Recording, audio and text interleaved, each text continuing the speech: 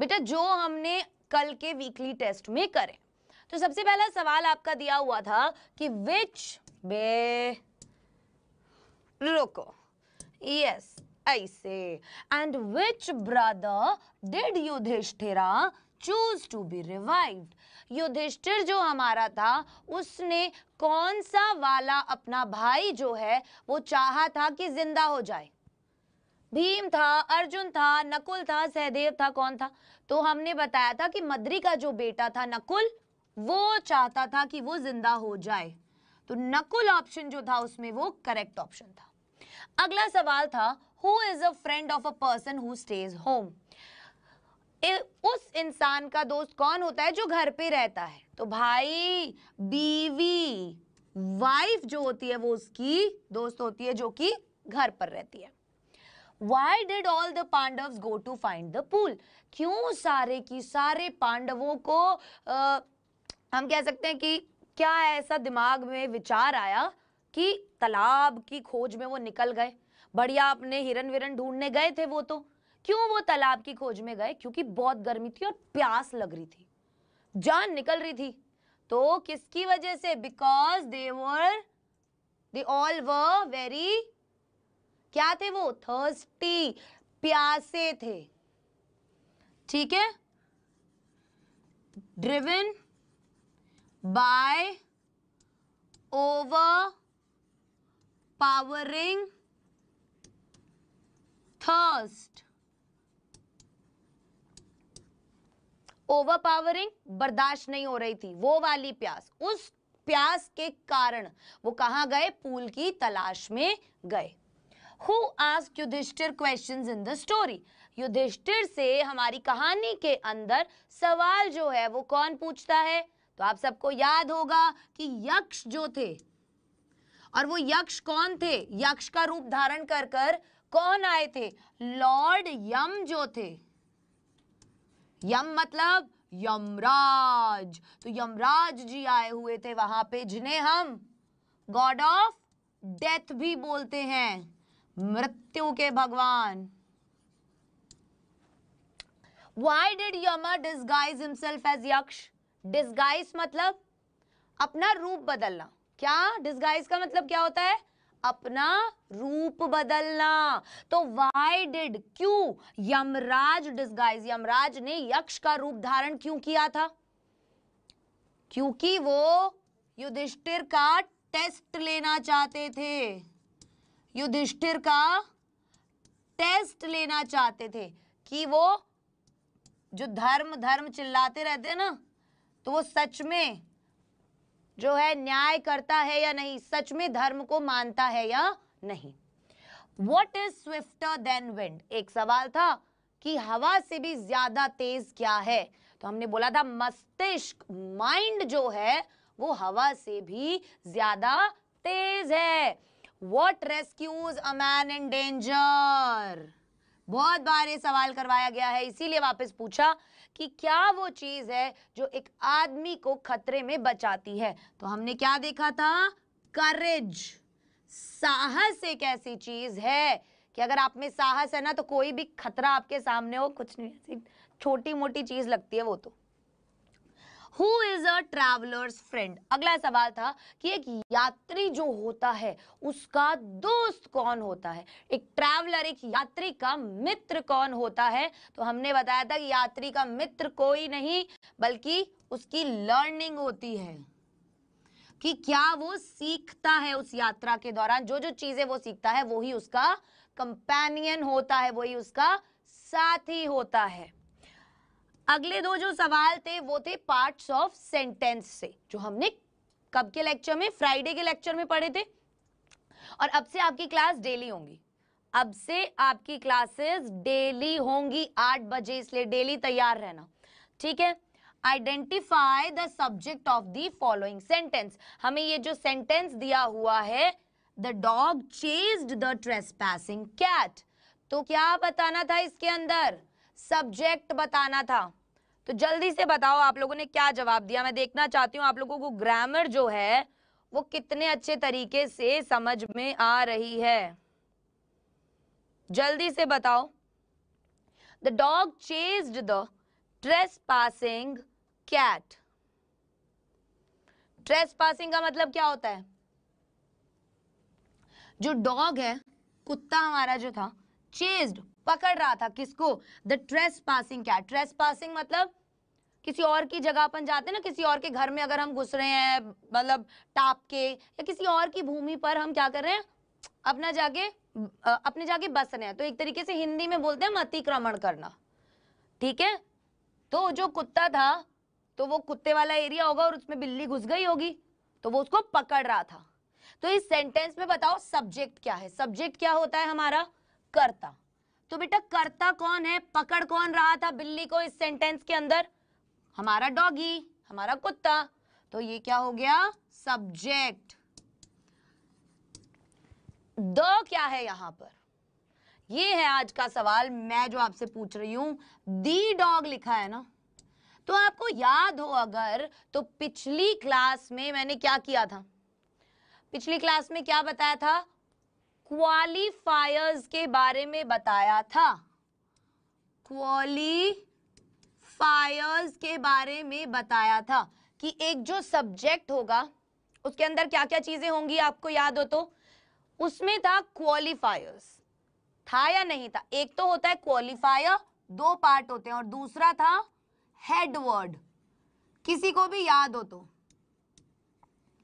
अब अगर हमें हमारा सब्जेक्ट पता करना है वाक्य में, तो एक तो क्वालिफायर होगा और एक हेडवर्ड होगा। तो इसके अंदर क्वालिफायर क्या है? दी, और डॉग क्या है हमारा? हेडवर्ड है, मतलब मेन शब्द है हमारा। क्या है? मेन शब्द है हमारा। ठीक है, तो ये जो है ये क्वालिफायर क्यों है? क्वालिफायर के अंदर क्या क्या चीजें आ रही थी? क्या क्या चीजें आ रही थी? सारे डिटर्मिनर्स आ रहे थे। क्या आ रहे थे? सारे डिटर्मिनर्स।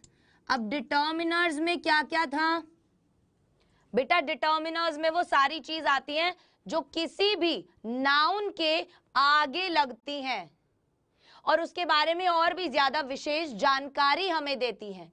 जैसे मैंने आपको पिछली क्लास में बताया था, अ बॉय, या फिर हम बोले 5 बॉयज।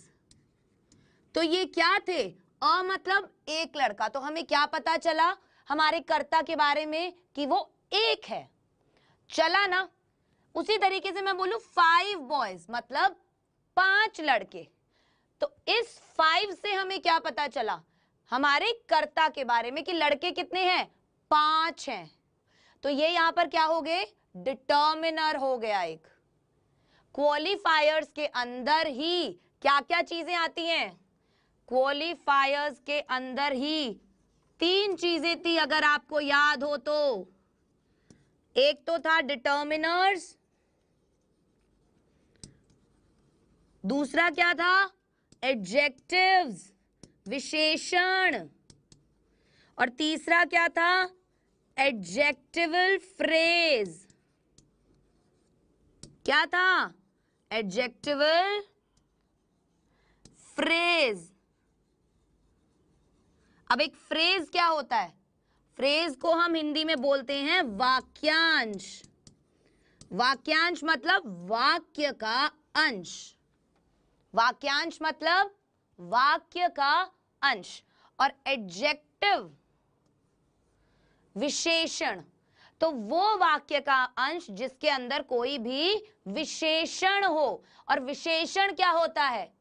जो संज्ञा या सर्वनाम की विशेषता बताता है। नाउन या प्रोनाउन को क्वालिफाई करता है, उनको मॉडिफाई करता है, उनकी विशेषता बताता है। समझे?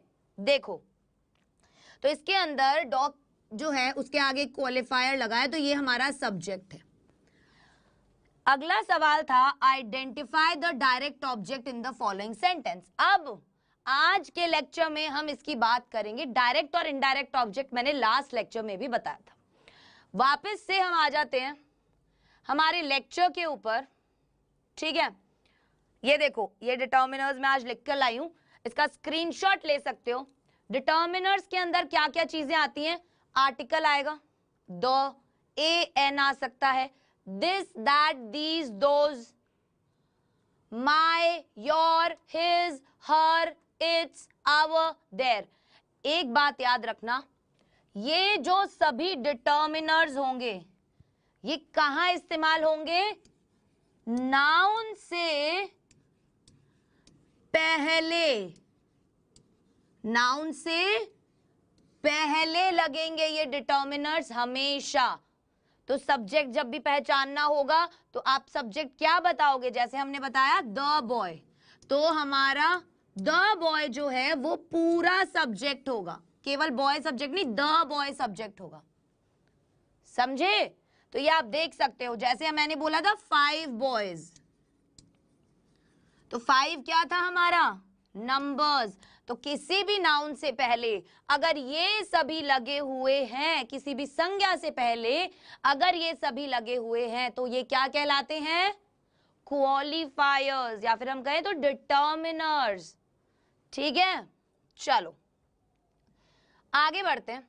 आज बात कर लेते हैं पहले डायरेक्ट और इनडायरेक्ट ऑब्जेक्ट की। डायरेक्ट ऑब्जेक्ट और इनडायरेक्ट ऑब्जेक्ट। अब सबसे पहले देखते हैं कि डायरेक्ट ऑब्जेक्ट क्या होता है। ये चीजें पता होनी बहुत जरूरी है, वरना आपको समझ ही नहीं आएगा चल क्या रहा है। देखो डायरेक्ट ऑब्जेक्ट क्या होता है, कोई भी हम सेंटेंस लिखते हैं वो क्या होता है, उसमें एक सब्जेक्ट, वर्ब, ऑब्जेक्ट, इन तीनों चीजों से मिलकर एक वाक्य जो है वो बनता है।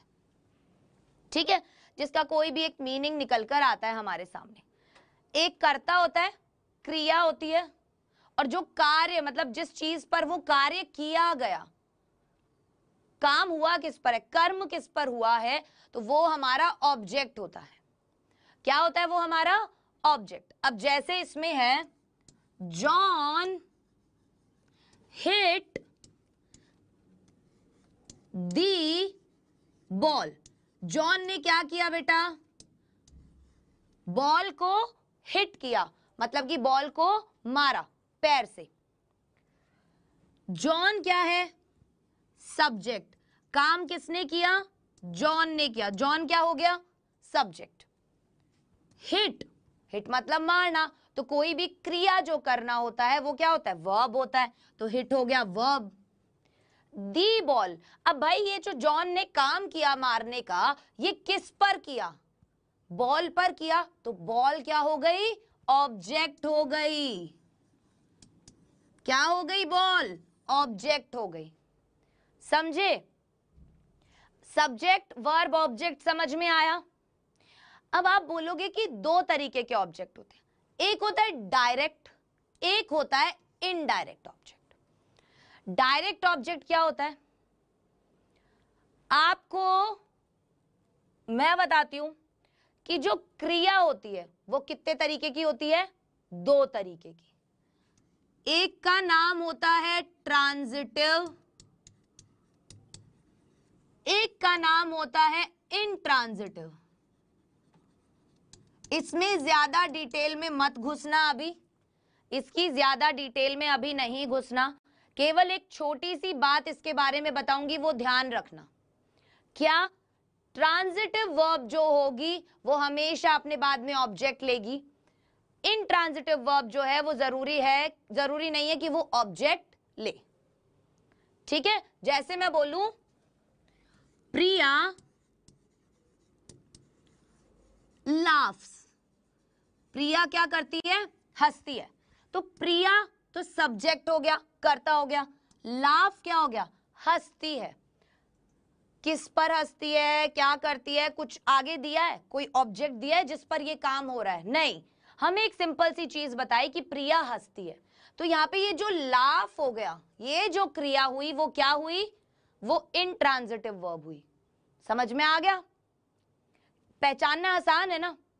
लेकिन इस वाले वाक्य में, जॉन हिट द बॉल वाले वाक्य में, जो हिट है, क्या है? जो हिट है, ये जो वर्ब है, अब हम यहां लिखे जॉन हिट, ये तो कोई वाक्य ही नहीं हुआ। लेकिन यहां पे बोले जॉन हिट द बॉल, मतलब इस वाली क्रिया को किसी एक चीज की जरूरत थी। कि भाई उसने मारा, लेकिन किसको मारा? बॉल को मारा, है ना। तो ये वर्ब जो होगी वो कौन सी होगी?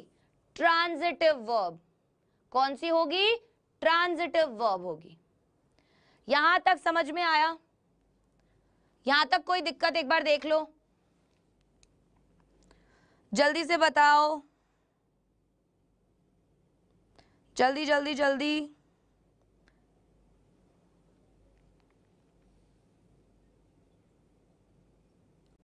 चलिए आगे बढ़ते हैं। अब ये ट्रांजिटिव इंट्रांजिटिव के बारे में समझ में आ गया होगा। ये छोटी छोटी चीजें ध्यान रखो क्योंकि ये काम आएंगी, बेशक लिख लो इनको। अब मैंने ये बात बताई आपको, अब मैं बताऊंगी डायरेक्ट और इनडायरेक्ट ऑब्जेक्ट के बारे में। देखो ये जो वाक्य था हमारा, अगर नहीं समझ में आया वीडियो वापस से देख लेना, बेशक से रिवाइज जरूर करना, वरना सब भूल जाओगे। मैं नहीं चाहती कि आप सब कुछ भूलो। रिवीजन बहुत इंपॉर्टेंट है, सेल्फ स्टडी बहुत इंपॉर्टेंट है। मैं इतना बोल बोल के चली जाऊंगी, आपको अभी समझ में आ जाएगा, कल भूल जाओगे। वो नहीं करना है, एक बार में पेस्ट हो जाए दिमाग में, इतना ध्यान से बैठो क्लास में। देखो जॉन हिट द बॉल, अब जॉन ने क्या किया? बॉल को मारा। तो यहां बॉल जो हुई वो क्या हुई? हमारी डायरेक्ट ऑब्जेक्ट। कि जो जॉन का एक्शन था वो डायरेक्टली किस पर था? बॉल पर था या नहीं था? दूसरा सेंटेंस देखो, दे इलेक्टेड हिम देयर मेयर, उन्होंने उसे इलेक्ट किया। इलेक्शंस होते ना, हम नियुक्त करते हैं, तो उन्होंने क्या नियुक्त किया? उन्होंने उसको नियुक्त किया क्या? उनका मेयर। कि भाई उन्होंने उसको उनका मेयर बना दिया। ये जो दे था ये तो हमारा था सब्जेक्ट, था कि नहीं था? ये हमारा कर्ता था। इलेक्टेड नियुक्त जो किया, मतलब ये वर्ब हो गई। क्या हुई? ये वर्ब हो गई। अब दे इलेक्टेड, उन्होंने किसको इलेक्ट किया? उन्होंने हिम, मतलब कोई होगा बंदा, उसको इलेक्ट किया। तो ये तो है बेटा डायरेक्ट ऑब्जेक्ट। और इनडायरेक्ट ऑब्जेक्ट क्या है? उन्होंने उसको क्या इलेक्ट किया? मेयर इलेक्ट किया। तो ये है इनडायरेक्ट ऑब्जेक्ट। ठीक है, आगे बढ़ते हैं। चलो अब हमने ना सब्जेक्ट के पार्ट तो देख लिए थे। सब्जेक्ट के पार्ट देखे थे या नहीं देखे थे? डिटर्मिनर्स होते हैं, उसमें एडजेक्टिव हो सकता है या फिर एडजेक्टिव फ्रेज हो सकता है। ठीक है, अब बात करते हैं प्रेडिकेट की। प्रेडिकेट को हम हिंदी में क्या बोल रहे थे? विधेय बोल रहे थे। क्या बोल रहे थे हिंदी में? विधेय। अब प्रेडिकेट के भी 3 पार्ट होते हैं। कौन कौन से? एक होता है वर्ब, वर्ब मतलब क्रिया। विधेय में क्या क्या चीज होंगी?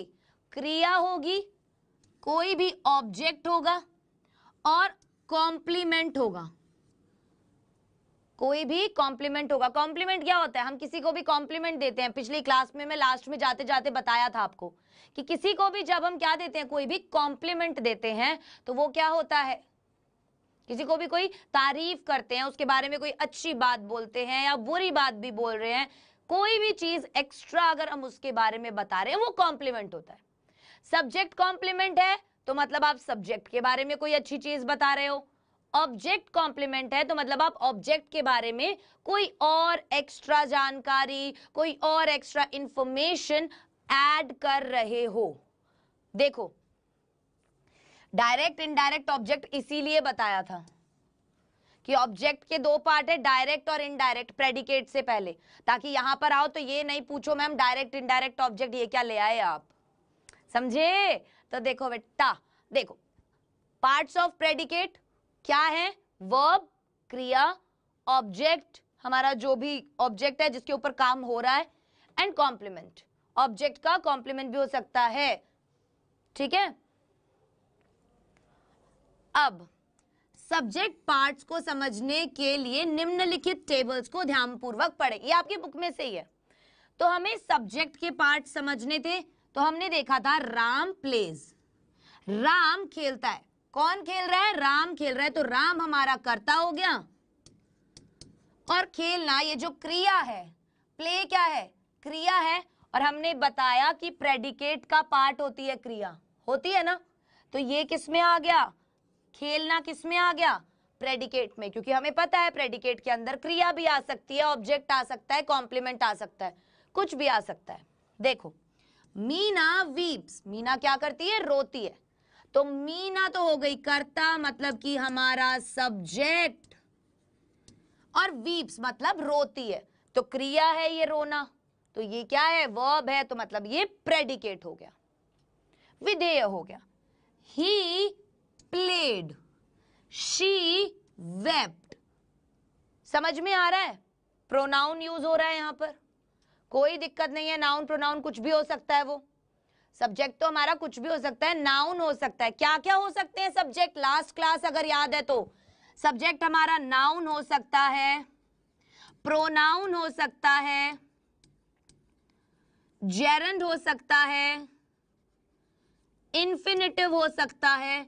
अब अगर किसी को नहीं पता कि ये सब क्या है, तो मैंने पिछली क्लास में साफ साफ बताए थे, वापस जाओ पिछली क्लास देखो, ठीक है, क्योंकि अगर इन्हें बार बार रिवाइज करवाएंगे तो आज की क्लास में नया कुछ नहीं पढ़ पाएंगे।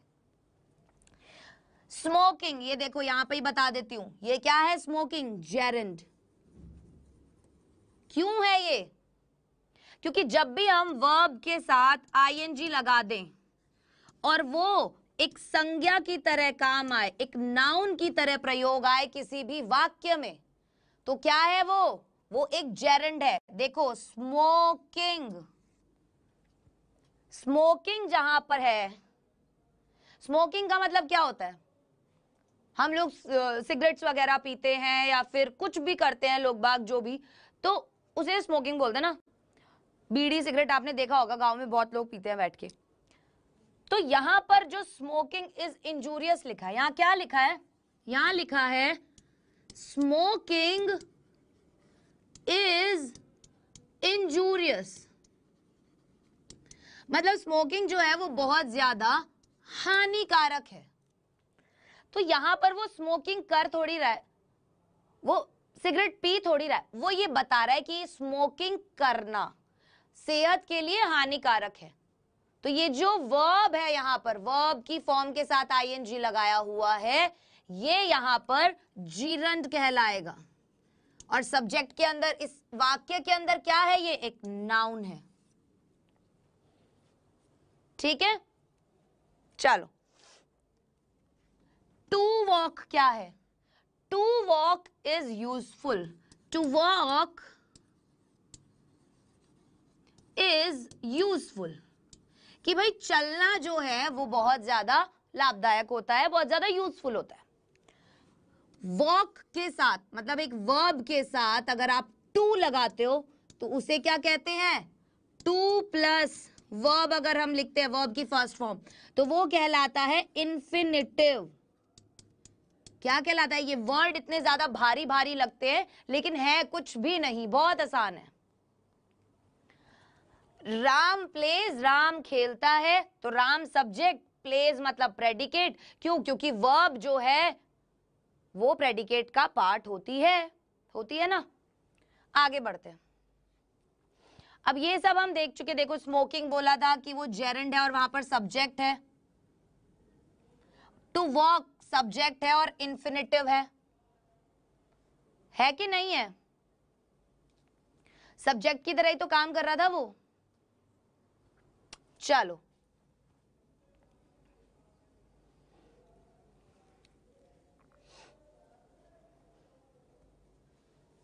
आगे बढ़ते हैं, अब ये वाली टेबल देखो, इसमें एग्जाम्पल्स हैं। जैसे सब्जेक्ट क्या है हमारा, हमारा जो सेंटेंस है वो है डॉग्स बार्क, डॉग्स क्या करते हैं, कुत्ते क्या करते हैं, भौंकते हैं, तो डॉग्स, भौंक कौन रहा है, कुत्ते भौंक रहे हैं ना, तो डॉग्स तो सब्जेक्ट हो गया और बार्क प्रेडिकेट हो गया। बार्क प्रेडिकेट क्यों हुआ, क्योंकि ये एक वर्ब है, और प्रेडिकेट में मतलब वर्ब तो है, वो प्रेडिकेट का भाग होती है, हमने देखा अभी पिछली वाली स्लाइड में। तो सब्जेक्ट क्या है, डॉग्स है, जो कि एक नाउन है, और प्रेडिकेट क्या है, बार्क है, ठीक है।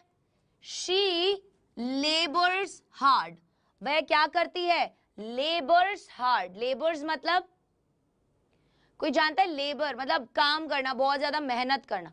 तो शी क्या है यहां पर, एक प्रोनाउन है जो कि हमारा सब्जेक्ट भी है, और लेबर्स हार्ड क्या है, बहुत ज्यादा मेहनत करती है, वर्ब है। क्या है, वर्ब है क्या, इसमें वर्ब, लेबर्स और हार्ड में वर्ब है क्या कोई? लेबर मतलब मेहनत करना और हार्ड मतलब बहुत ज्यादा। तो हार्ड यहां पर क्या हो गया, कॉम्प्लीमेंट। क्या हुआ हार्ड यहां पर, कॉम्प्लीमेंट हुआ या नहीं हुआ? ये जो लेबर्स है, मेहनत करना है, इसकी विशेषता बता रहा है कि भाई बहुत तगड़ी मेहनत करती है, बहुत ज्यादा मेहनत करती है, तो इसके बारे में एक्स्ट्रा बात बता रहा है, इसको कॉम्प्लीमेंट कर रहा है। कर रहा है या नहीं कर रहा है? द पुअर आर सैड, जो गरीब है वो क्या है, वो उदास है। गरीब है वो क्या है, उदास है। तो जो पुअर है यहां पर वो क्या है, हमारा सब्जेक्ट। कौन उदास है, जो गरीब लोग हैं वो उदास है। तो द पुअर तो सब्जेक्ट हो गया, और बाकी पार्ट जो है वो क्या हो गया, ऑब्जेक्ट, प्रेडिकेट हो गया। प्रेडिकेट कैसे हुआ, जल्दी बताओ। आर क्या है, आर क्या है, यहां पर एक हेल्पिंग वर्ब है, और सैड क्या है, एक कॉम्प्लीमेंट हम कह सकते हैं। कॉम्प्लीमेंट है या नहीं है, वो बता रहा है कि वो लोग क्या है, वो उदास है। तो यहां पर सब्जेक्ट को सैड क्या कर रहा है, कॉम्प्लीमेंट कर रहा है, बता रहा है, उसके बारे में अधिक जानकारी दे रहा है। और यहाँ पे द पुअर, किसी का भी नाम नहीं लिया हुआ, लेकिन बताया हुआ है कि जो गरीब लोग हैं। तो पुअर जो है वो यहाँ पर विशेषण के तौर पर आया है कि जो गरीब है, विशेषता क्या है कि वो गरीब है। समझे? आगे, smoking is a bad habit. Smoking क्या है, एक बुरी आदत है। स्मोकिंग क्या है, एक बुरी आदत है। अभी हमने देखा था, मैंने क्या बोला था, ये सेंटेंस में सब्जेक्ट है और नाउन की तरह यूज हो रहा है, संज्ञा की तरह यूज हो रहा है, और असल में इसे क्या बोलेंगे, ये एक जेरंड है। मतलब जीरंड क्या होता है, मैंने बताया था वर्ब की फर्स्ट फॉर्म के साथ आईएनजी लगा होगा, लेकिन वाक्य के अंदर वो एक संज्ञा की तरह होगा, एक कर्ता की तरह होगा। तो वो ही है यहां पे। और इज अ बैड हैबिट, वह क्या है, एक बुरी आदत है। वो क्या है, एक बुरी आदत है। तो इज अ बैड हैबिट क्या हो गया, प्रेडिकेट में आ गया, क्योंकि इसमें वर्ब और ऑब्जेक्ट आ गया। आगे बढ़ते हैं। To find fault is easy. To find fault मतलब कि भाई कमियां निकालना ना बहुत आसान होता है। तो देखो टू लगा है, वर्ब की फर्स्ट फॉर्म के साथ टू लगा है। टू प्लस वर्ब की फर्स्ट फॉर्म क्या बताया था, इन्फिनिटिव होता है। तो मतलब ये सब्जेक्ट की तरह काम कर रहा है, कर्ता की तरह यहां पर काम कर रहा है। ठीक है, तो ये कहलाएगा क्या, सब्जेक्ट के स्थान पर ये नाउन मतलब हमारी संज्ञा की तरह काम कर रहा है। कर्ता कौन है यहां पे, टू फाइंड फॉल्ट, एक तरीके से कि भाई ये कमियां ढूंढना जो है ये क्या है, इज इजी, बहुत आसान होता है। तो ये किस में आ गया, ये प्रेडिकेट में आ गया कि वर्ब है और वर्ब को कॉम्प्लीमेंट कर रहा है। हेल्पिंग वर्ब को यहां पे क्या कर रहा है, ये कॉम्प्लीमेंट कर रहा है कि वो आसान है ना। जल्दी से बताओ यहां तक समझ में आया क्या, यहां तक कोई दिक्कत? तो आगे बढ़ते हैं।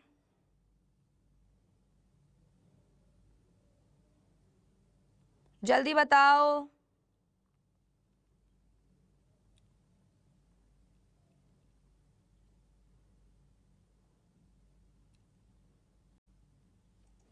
चलो आगे बढ़ते हैं।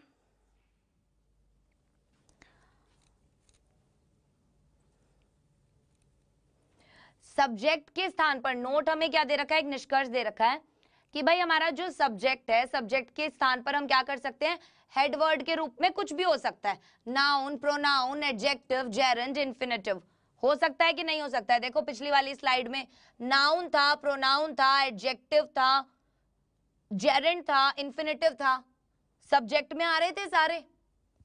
ये बात यहां पर प्रूफ हो गई। अब आते टेबल नंबर 3 पर। किस पर? टेबल नंबर 3 पर। इस टेबल में क्या है, अ बॉय रन्स, एक लड़का क्या करता है, दौड़ता है। अ बॉय रन्स, एक लड़का क्या कर रहा है, दौड़ता है। अब बॉय तो है नाउन, ए क्या कर रहा है, इसको इसके बारे में और चीज बता रहा है कि अ बॉय रन्स, एक लड़का दौड़ता है। तो अ क्या हो गया यहाँ पे, एक क्वालिफायर, और रन क्या है यहां पर, वर्ब। तो भाई क्वालिफायर और नाउन जो है वो दोनों साथ में है, तो ये क्या हो गए हमारे, सब्जेक्ट हो गया पूरा, करता हो गया, और रन वर्ब है, तो प्रेडिकेट में तो वर्ब आता ही है, आता है ना, तो ये क्या होगा, रन्स जो है हमारा यहाँ पे प्रेडिकेट हो जाएगा। समझ में आया? तो इनमें देखो सब में क्या लिखा है, दैट, फ्यू, मैनी। जैसे that man laughs, few girls danced, many boys played, मतलब वो आदमी हंस रहा था। फ्यू गर्ल्स डांस्ड, कुछ लड़कियों ने डांस किया। मैनी बॉयज प्लेड, बहुत सारे लड़के खेले। तो ये सारे जो क्वालिफायर्स हैं वो किसके साथ लगे हुए हैं, हमारे इन नाउन्स के साथ लगे हुए हैं, हमारी इन संज्ञाओं के साथ लगे हुए हैं। तो ये दोनों क्या होंगे, क्वालिफायर और हमारा हेडवर्ड जो है वो क्या है, हमारा सब्जेक्ट है। सब्जेक्ट क्या है, हेडवर्ड, और क्वालिफायर को मिला दो, अ बॉय हमारा सब्जेक्ट है, इसमें ये हेडवर्ड है और ये क्वालिफायर है। ठीक है, यहां तक समझ में आ गया? आगे बढ़ते हैं। अब ऐसा करते हैं, एक क्विज खेलते हैं फटाफट से, देखती हूं मैं आपको कितना समझ में आया आज की क्लास से। चलो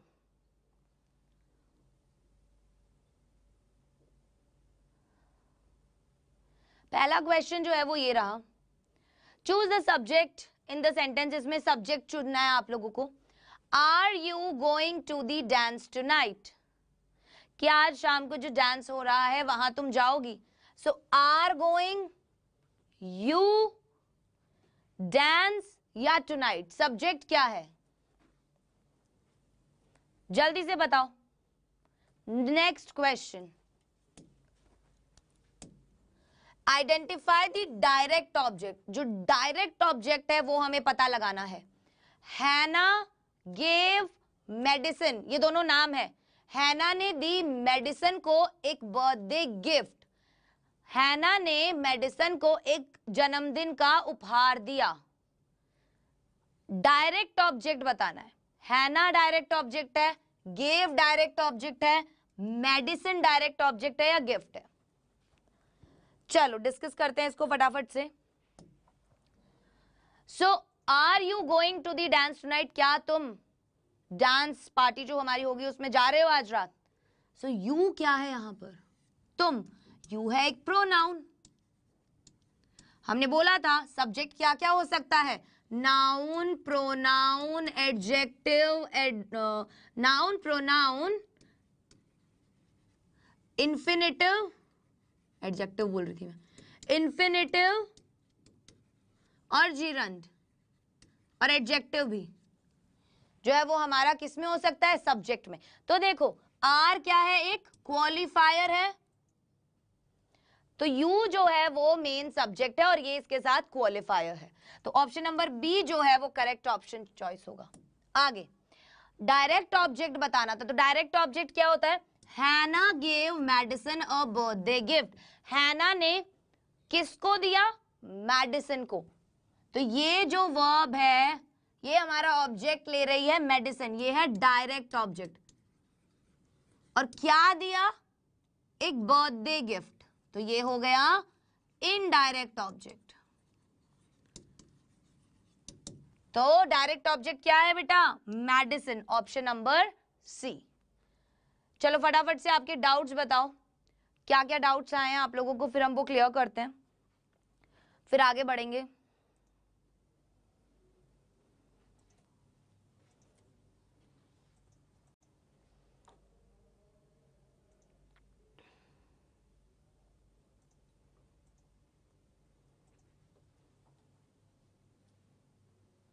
डायरेक्ट इनडायरेक्ट ऑब्जेक्ट फिर से बता दूं।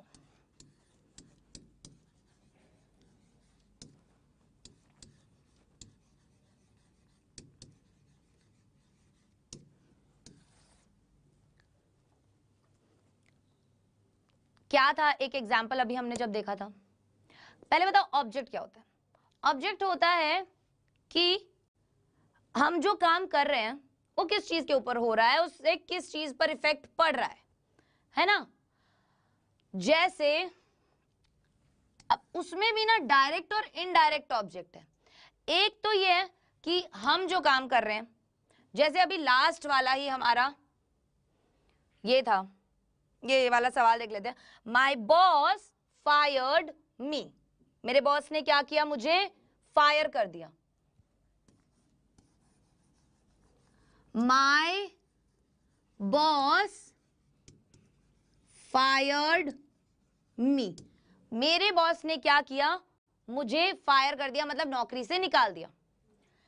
जो बॉस का एक्शन था, ये जो हमारा बॉस है, इसका जो एक्शन था वो डायरेक्टली किस पर हुआ? सीधे सीधे तरीके से वो किस पर हुआ?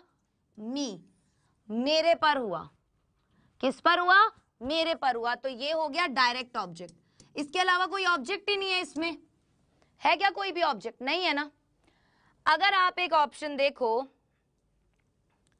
जो हमारा वाक्य था, अगर आप लोगों को याद हो तो, दे इलेक्टेड हिम देयर मेयर, क्या था?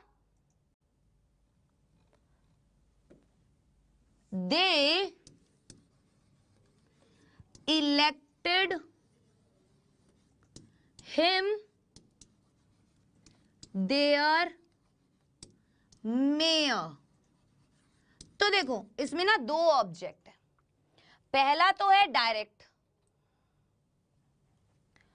पहला कौन सा है हमारा? पहला है डायरेक्ट। अरे एक सेकेंड,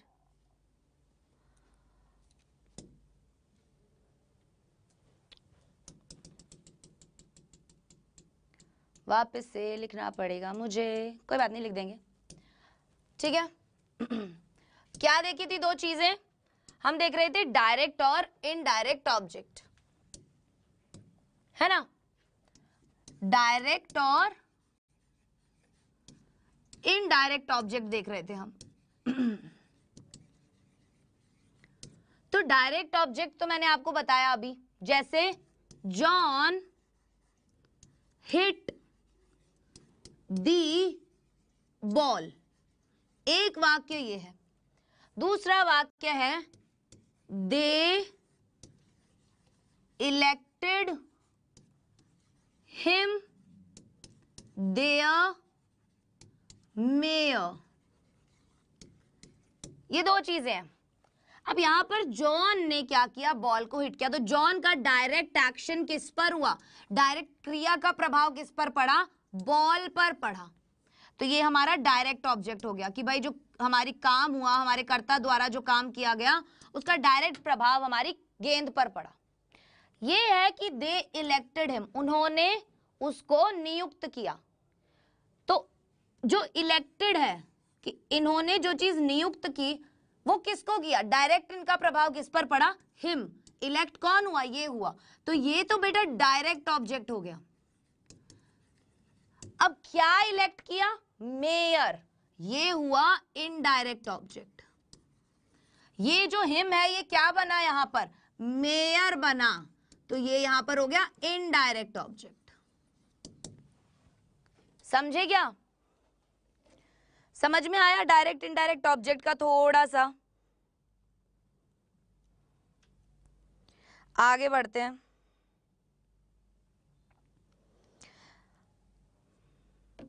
चलो, एक बच्चे का सवाल आया है कि जेरंट क्या होता है। अभी मैंने बताया, जब मैं स्टार्टिंग से करा रही हूं तभी मैंने बताया कि जेरंट क्या होता है, किस तरीके से हम पढ़ रहे थे। इसको मुझे मिटाना पड़ेगा। I hope direct indirect object वाला क्लियर हो गया हो। जेरंट हुआ, इन्फिनिटिव हुआ, ये जानना बहुत इंपॉर्टेंट है, ये काम आते हैं, बार बार इस्तेमाल होते हैं वर्ड्स, फिर बार बार आप पूछोगे। कल की क्लास में भी बताया था, कल की मतलब फ्राइडे की क्लास में, ठीक है, वापस से बता रही हूं, भूलना नहीं है अब की बार।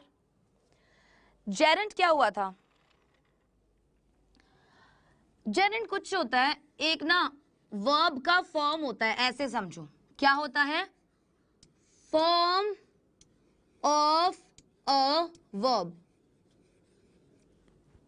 क्या होता है? ये एक वर्ब का फॉर्म होता है, क्रिया का फॉर्म होता है, एक मतलब क्रिया होती है एक तरीके से।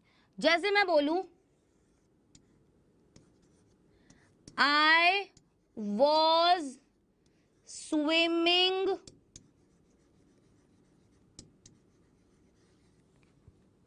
was swimming yesterday. मैं क्या कर रहा था कल? स्विमिंग कर रहा था। तो देखो, स्विमिंग क्या है यहां पर? क्रिया है, वर्ब की फर्स्ट फॉर्म के साथ आईएनजी लगाया हुआ है। ये एक एक्शन है जो हो रहा है कि मैं क्या कर रहा था, मैं तैर रहा था, तो उस समय वो कार्य जो है वो हो रहा था, है ना? यही बात है। अब हम क्या करते हैं, अगर हम स्विम वर्ड के आगे क्या लगा रहे हैं? आईएनजी लगा रहे हैं। तो हमने क्या किया, वर्ब की फॉर्म के साथ जो बेस फॉर्म है, वर्ब की बेस फॉर्म जो है हमारी क्रिया की, उसके साथ हमने आईएनजी लगाया। अगर अब मैं इसी वाक्य को, इस स्विमिंग को ही मैं यूज करूं किसकी तरह? नाउन की तरह। कैसे? Swimming is one of the best exercise. अब यहां पे वो क्या बता रहा है कि जो स्विमिंग है, जो तैरना है, वो क्या है? One of the best exercise, मतलब जितनी एक्सरसाइज, जितनी भी कसरत होती है उनमें से बेस्ट एक एक्सरसाइज है। तो यहां पर वो तैर थोड़ी रहा है, जिस तरीके से वो इस वाक्य में बोल रहा है कि भाई मैं तैर रहा था, है ना? तो यहां पर ये एक्शन हो रहा था, तो ये यहां पर क्रिया थी। लेकिन ये ही सेम वर्ड इस वाले वाक्य में क्या है? एक नाउन है। इसी को हम जेरंट बोलते हैं,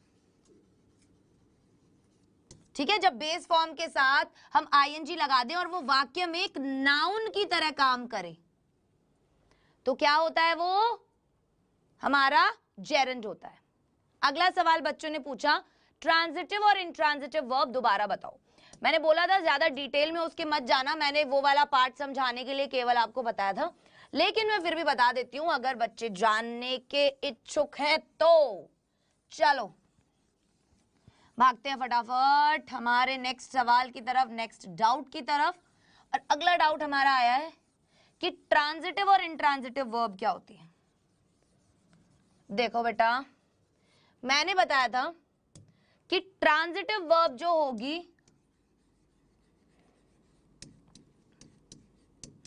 वो हमेशा रिक्वायर्स, उसको हमेशा जरूरत पड़ेगी किसकी? एक ऑब्जेक्ट की। ये बताया था क्या मैंने? रिक्वायर्स ऑब्जेक्ट मतलब जरूरत पड़ने वाली है उसको एक ऑब्जेक्ट की। अगर इस वर्ड का मतलब समझ में ना आया हो तो जल्दी से बताओ, जल्दी से बताओ।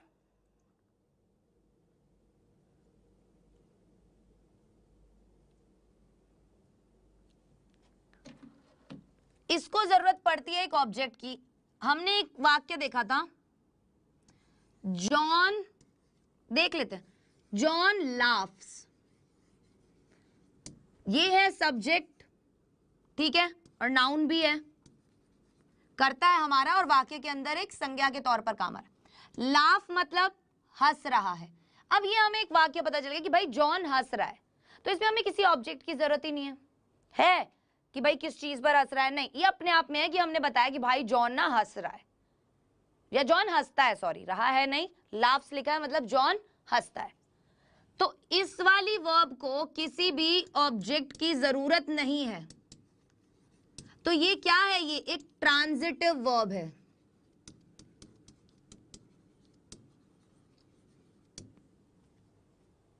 सॉरी, इंट्रांजिटिव है।